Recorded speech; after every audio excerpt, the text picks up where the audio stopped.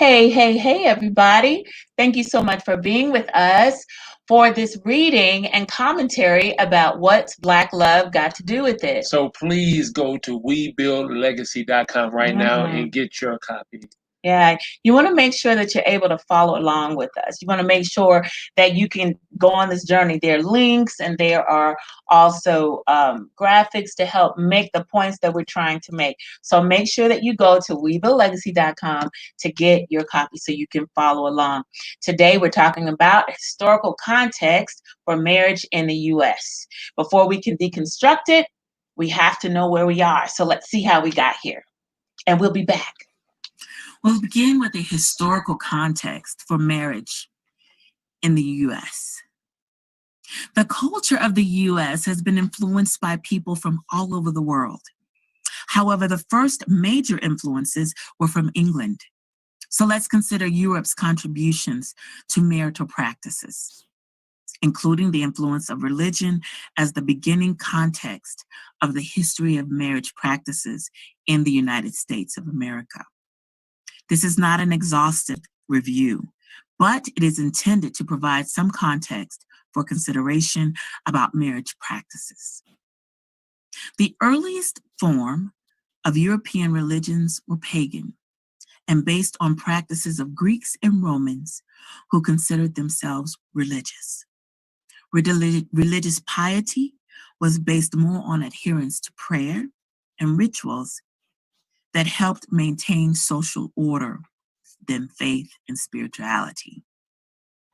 The patriarchal expectations of men were similar to those that would be considered traditional in modern times, where the husband is dominant over the wife. After many years of persecution in Rome, in the 4th century, Constantine introduced Romans to Christianity. He had a vision of a cross by which he was told he would conquer. As the Roman Empire expanded, it absorbed other religions rather than attempt to totally eradicate them, which was a practice continued later by the Catholic Church as it spread Christianity in the Americas. The expansion of Christianity helped establish financial stability and military dominance throughout Europe and later in the New World. Christianity continued to spread across Europe during the Dark Ages. The Church of England, the Anglican Church, was established in 1534 by Henry VIII of England because he wanted to divorce his wife, and Catholic doctrine did not allow divorce. So the church was a part of the Protestant Reformation after it broke from the Catholic Church because of what was perceived as, quote, errors in Catholic doctrine. From its inception, the monarch was considered the head of the Church of England, and monarchs regulated the religious practices of the church. The traditional marriage vows came from the Book of Common Prayers, which was first authorized by King Edward IV in 1549 and was written 60 years before the 1611 version of the King James Bible was released. The Book of Common Prayers is still used by many ministers today in the U.S.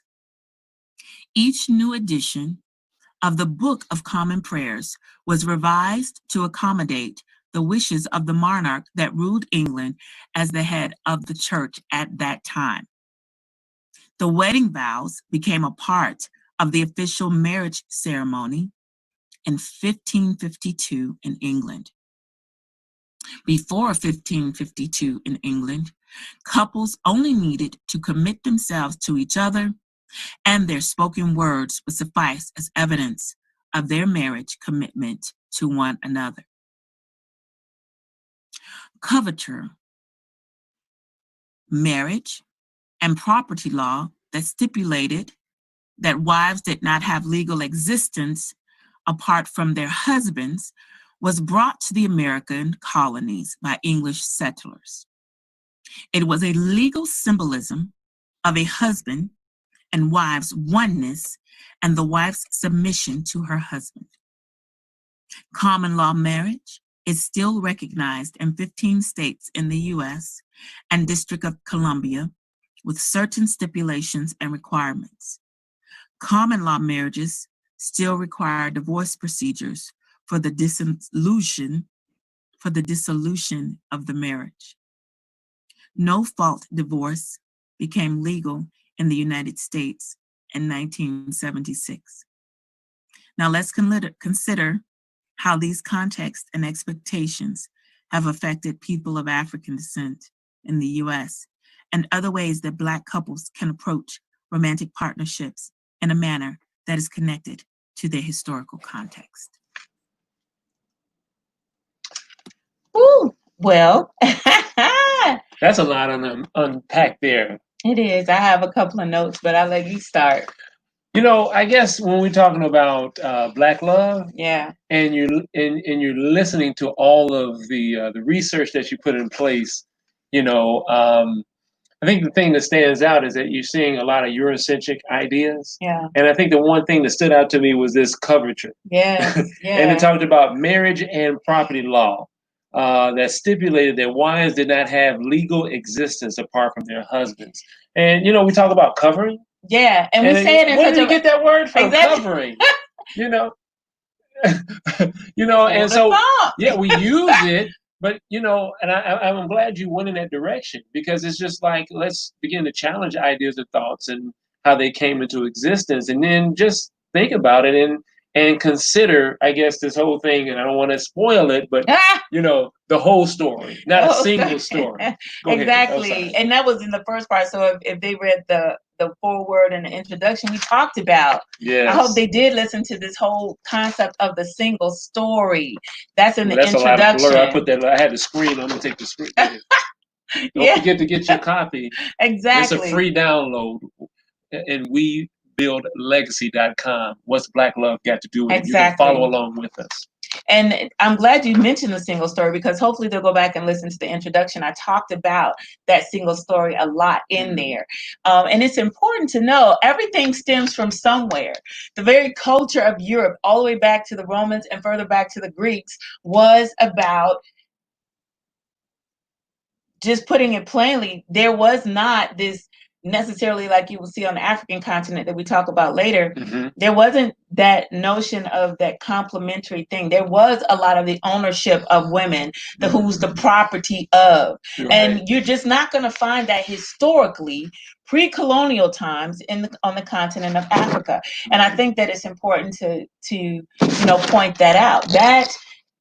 That we are dealing with here is directly related to its origin from Europe. That is how they frame things. I even pointed out and saw where it talked about the religious practices were more rituals for social order. You know? Okay. They were less spiritual. Like, we talk all the time, Black people are really spiritual. Well, everyone has these religious beliefs, but when it comes to, and I'm not generalizing, we can't, say everybody does anything. Correct. But when it comes down to it, it's more like, it's still that notion of our spirituality as people of African descent, as African people, is different than what is encountered. I'd like to share a little bit about that. And again, you're really digging into the crux of this study as we talk about Black love and the origin of some of these ideas. Remember, we're not saying anything is right or wrong. Exactly. We're just analyzing. And when you think about African spirituality, it seems to deal a little bit more about a relationship between one's responsibility in the earth, right? With those indigenous, many indigenous, the indigenous relationships that they had with God as related with nature. But then on a European perspective, there was a lot of, I guess, understanding from Catholicism and these other ideas of spirituality, where it was a relationship between God and man, but that might have been a situation where it might have been a disconnect or a war between God and man and woman, God, there in those is, particular situations. wow, that's And something that you then said it's that, like, then it turns into like a law more than a relationship and a responsibility. Exactly. And it's funny because many, I know in the Christian church, many now are, at least over the past 20 years, people have been like, oh, it's not a religion, it's a relationship. And everybody's talking about it's a relationship, it's a relationship. The truth of the matter is a lot of these things that from its origin were done so that there was order. Yeah, it was. And then we can make it a relationship. We can say, we can make that and emphasize it. But some of these situations, when you start talking about, like you said, coverture and what that means, my covering and all those things. Yeah. And the fact that what its original origin is, because a lot of times we like to revision history, but originally it had to do with the fact that, you are as much property as the wife, as this stool, as this chair, as this horse and buggy. You are as much, a part of property. And so yeah, and even right here where you've made the note, the Church of England, the Anglican Church, was established in 1534 by Henry, and it said of England because he wanted to divorce his wife. Exactly. The Catholic doctrine did not allow divorce. It didn't allow certain things. And here's another law that we had to deal with. And here's another thing that was established to accommodate what was wanted. And that's the thing that I just want, those young people that are in those places where you're making decisions about what you believe, while you're making decisions about what you deem to be truth. Understand, just like it said here, and go, like I said, it's not exhaustive. Go look it up. Go look it up for yourself. The Book of Common Prayers. There are still, I know ministers that still use this.